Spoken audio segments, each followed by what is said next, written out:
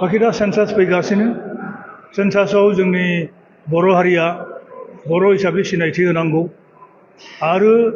जिहेतु बाथौआरि जों बाथौ धोरोमानो जाबाय बर'फोरनि गुबै धोरोम गुदि धोरोम गतिके गासैनि थाखाय गासै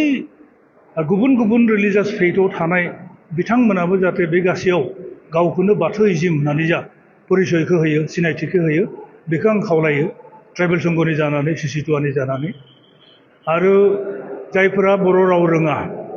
खिन्थु बिथांमोनाबो असमिया भाषी हिसाबै सिनायथि होआलासिनो गावखौनो बर' हिसाबै बे सेन्सासाव सिनायथि होनांगौ बेखौ आं खावलायदों दिनैनि बे सावराय मेलाव जा आरो फरेस्ट राइट एक्टनि खायफा जाहा दासिमबो इसु दं बे माबा प्रब्लेमफोरा जोबाखै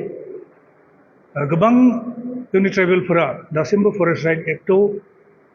हानि मोन्थाइखौ मोननो हायाखै जा लेन्ड राइट बे लेन्ड राइट्सखौ सरकारा थाबैनो होनांगौ बे डिमान्डखौ जों खालामदों गतिके फैबाय थानाय सेन्सासाव जोंनि कार्बि आंलंनि बर'फोरखौबो आं एसटि हिसाबैनो इनामरेट खालामनो होदों नाथाय बिथांमोना कसारि हिसाबै कसारि साबकास्टआव कास्ट सार्टिफिकेटफोरखौ लानांगौ होमब्लानिया बिथांमोना scheduled tribe hills caste certificate मोननो हायो अनलाइन गतिके बिथांमोना जुदि एसटि हिल्सनि सार्टिफिकेट मोनोब्ला अल इन्डिया लेभेलनि कम्पिटिटिभ एग्जामिनेसनफोराव बाहागो लानो हागोन आरो नेशनेल इन्स्टिटिउटफोराव जा बे आइआइएमआनो जा आइआइटिआनो जा सेन्ट्रेल इन्स्टिटिउट अफ टेक्न'लजियानो जा मोनफ्रोमबो नेशनेल टेक्निकेल इन्स्टिटिउटफोरावबो बिथांमोना एडमिसन लानो हागोन गतिके बे एडभान्टेजखौ बिथांमोना लानांगौ होननानै आं खावलायो